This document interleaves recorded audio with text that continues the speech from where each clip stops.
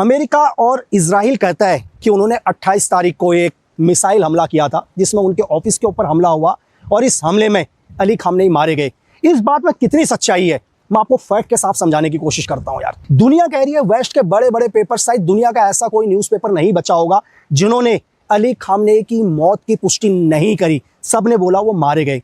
मेरे कुछ एक सवाल हैं, आप सिर्फ उन सवालों को ध्यान से समझो यार। आपको पता है कि अमेरिका ने 10 दिन पहले ही ईरान को बोला था कि मैं तुम्हें 10 दिन का समय देता हूं, आप बताओ कि आप ये न्यूक्लियर प्रोग्राम बंद करोगे या नहीं, और आप अपने देश में मिसाइल्स और ड्रोन बनाने बंद करोगे। तो ईरान ने इसका कोई जवाब नहीं दिया और ये बात ईरान को भी पता थी कि मेरे ऊपर अमेरिका हमला करेगा। यार आप खुद सोच कर देखो, अगर हमारे मोहल्ले में हमारा किसी से झगड़ा हो जाता है और सामने वाला कोई बदमाश हो, बहुत ही गुंडा टाइप का, और वो हमें बोले कि मैं तुम्हें हफ्ते भर का टाइम देता हूं, या तो तुम मेरी बात मान लो नहीं तो इसका अंजाम बहुत बुरा होगा। आपको क्या लगता है कि मैं उस व्यक्ति का वेट करूंगा कि वो कब मेरे ऊपर हमला करेगा, कब मुझे नुकसान होगा? और ईरान को भी पता था कि अमेरिका उसके ऊपर हमला करेगा या इजराइल उसके ऊपर हमला करेगा। ये बात ईरान को मालूम है। तो क्या आपको क्या लगता है कि ईरान के सुप्रीम लीडर इंतजार करेंगे अपने ऑफिस में, अपने घर पर, कि कब इजराइल उनके ऊपर एक मिसाइल हमला करे? आप मेरी बात समझ रहे हैं? आप बहुत लोग बोलोगे यार कि मोसाद की इंटेलिजेंस बहुत बड़ी है, या CIA बहुत पावरफुल है, या इनके बैकफुट में ब्रिटेन बहुत पावरफुल है। इन तीनों ने एक ऑपरेशन किया MI6 बैकफुट पर जो किसी को नजर नहीं आ रहा, और इस हमले में ईरान के सुप्रीम लीडर मारे गए। एक बात, चलो मैं आपकी बात मान लेता हूं कि उनकी इंटेलिजेंस बहुत पावरफुल है, लेकिन बहुत कम लोगों को यह पता होगा कि मिडिल ईस्ट में ईरान के बैक में, या ईरान को कौन सपोर्ट कर रहा है? ईरान को दुनिया के 2 पावरफुल देश जिनकी सीक्रेट सर्विस, दुनिया की बहुत पावरफुल सीक्रेट सर्विस है यार, आप रशिया SVR और चाइना MSS, ये दोनों के दोनों क्या है, बैकफुट में ईरान को पूरा सपोर्ट कर रहे हैं। SVR को पता है कि अमेरिका क्या करेगा, ईरान के ऊपर हमला करेगा, इनके सुप्रीम लीडर के ऊपर हमला करेगा। तो ये SVR को भी पता है। अब हम थोड़ा सा पीछे आ जाते हैं और SVR का गेम समझाता हूं आपको। इससे पहले क्या है, इजराइल की मोसाद ने 2020 में कासिम सुलेमानी के ऊपर एक ड्रोन हमला किया, जनवरी 2020, और इस हमले में कासिम सुलेमानी जो मेजर जनरल थे, वहां के स्पेशल फोर्स के हेड थे, वो मारे गए। और 2020 में ही इजराइल क्या करता है, मोसाद एक दूसरा हमला और करता है नवंबर में, शायद 27 नवंबर के आसपास। और ये हमला किसके ऊपर करता है? उनके न्यूक्लियर साइंटिस्ट मोहसिन फकीरजादे के ऊपर, और एक कार के अंदर उनको मार दिया जाता है। ये दूसरा हमला था ईरान के ऊपर, जिससे ईरान को एक ही साल में बहुत बड़ा नुकसान पहुंचा। और इजराइल यही नहीं रुकता, इजराइल क्या करता है, ईरान की सीक्रेट सर्विस हो या वहां की स्पेशल फोर्स हो, उसके अंदर अपने लोग डाल देता है यार, तभी तो इजराइल को हर इंफॉर्मेशन मिल रही है। ठीक है, तो उनकी जो रिवोल्यूशन गार्ड, जो इस्लामिक रिवोल्यूशन गार्ड, उनकी स्पेशल फोर्स है जो पूरी की पूरी उनकी सुप्रीम लीडर को सेव करती है, या वहां की पूरी इंटरनल सिक्योरिटी देखती है। और सबको पता है मोसाद ने क्या किए थे, अपने ही लोग अंदर डाल दिए थे, अपने एसेट अंदर डाल दिए थे। तभी तो 2024 में हमास के चीफ इस्माइल हानिया को एक धमाके में मार देते हैं। और ईरान को पता है कि महज 4 साल के अंदर उसके देश को बहुत बड़ा नुकसान पहुंचा है। मेरी बात समझ रहे हैं? ये बात ईरान के सुप्रीम लीडर को भी पता है कि अगला टारगेट मैं होऊंगा। अब आते हैं प्रेजेंट टाइम में। ये बात पता थी SVR को कि इजराइल का मोसाद क्या करेगा, हमला करेगा, क्योंकि ईरान के देश के अंदर ही बहुत सारे एसेट्स क्या है, मोसाद के साथ मिल चुके हैं। और मैं आपको बताऊं कि जो चीफ हैं, सुप्रीम लीडर हैं अली खामनेई, उनके जो ऑफिस है या उनके घर है, इनके घर और ऑफिस के नीचे बहुत टनल्स होते हैं यार, बंकर्स बने होते हैं जहां से सेफ निकाला जाता है किसी भी आदमी को। तो मोसाद को पता है कि उनके सुप्रीम लीडर ऑफिस जाते हैं, किस टाइम वो घर जाते हैं, क्योंकि क्या है, मोसाद के इंटेलिजेंस ईरान के अंदर घुस चुकी है। और ये बात SVR को भी पता है कि सुप्रीम लीडर की जान को खतरा है। और SVR क्या करता है, बिल्कुल जैसा मोसाद कह रहा है या जैसा CIA कह रहा है, उसी पैटर्न के हिसाब से ये लोग बिल्कुल रूटीन फॉलो करते हैं।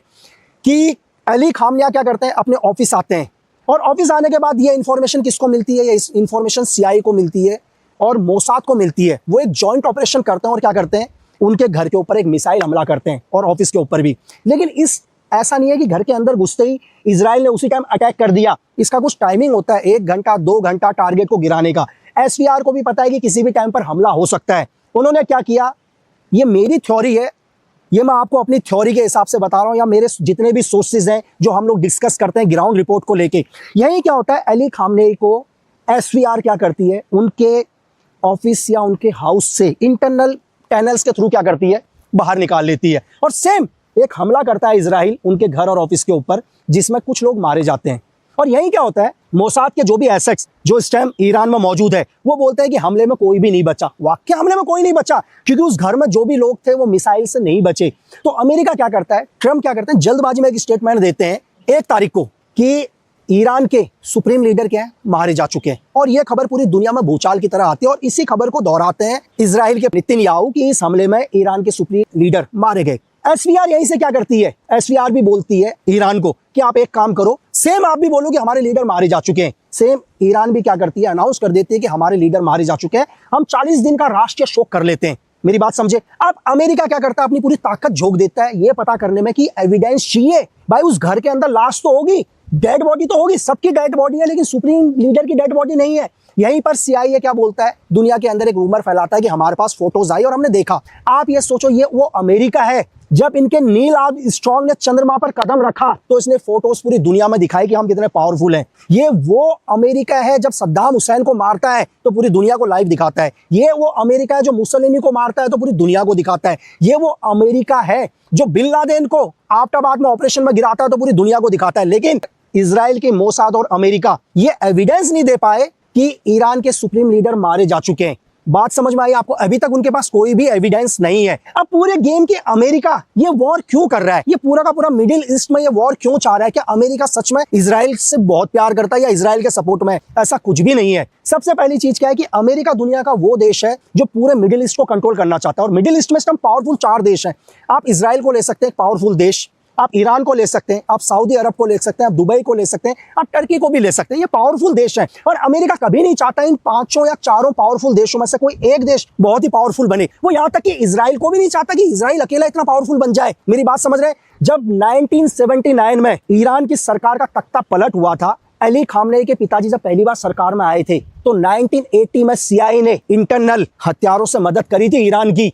इस बात का कोई एविडेंस नहीं है दुनिया के पास, लेकिन फिर भी अमेरिका ने बैकफुट में मदद करी, ये जानते हुए भी कि ईरान पूरा का पूरा अगेंस्ट है अमेरिका के। 1979 के बाद, 1979 से पहले और 1953 के बाद ईरान के अंदर जो भी सरकार थी वो पपेट गवर्नमेंट थी अमेरिका की, वो अमेरिका के इशारे में चलती थी। और इस पूरी गवर्नमेंट को गिराने में बहुत अहम हाथ था उस टाइम की केजीपी का, यूएसएसआर, यानी कि उस टाइम की केजीपी ने इस तख्ता पलट करने में बहुत मदद करी। अगर आप दुनिया की पॉलिटिक्स को समझोगे तो आपके सर में दर्द हो जाएगा यार। बात समझ रहे हैं? वहीं क्या करता है अमेरिका, इजराइल के सपोर्ट में आता है और ईरान को खत्म करने लगता है। वहीं ईरान को 1980 के अंदर हथियार भी देता है कि तू मजबूत हो, ताकि अमेरिका ये चाहता है कि मिडिल ईस्ट में क्या हो, पूरा संतुलन बना रहे, कोई भी देश ज्यादा पावरफुल ना हो। और जो अभी का जो ये वॉर है, जो आप ये वॉर देख रहे हैं आज ईरान और अमेरिका इजराइल का, तो अमेरिका प्रेशर में आया है किसके? इजराइल के। इजराइल ने बोला कि अगर आप हमला नहीं करोगे तो हम हमला कर देंगे, क्योंकि अमेरिका सिर्फ एक ही चीज चाहता है। अमेरिका बोलता है ईरान को कि तुम न्यूक्लियर पावर नहीं बनोगे,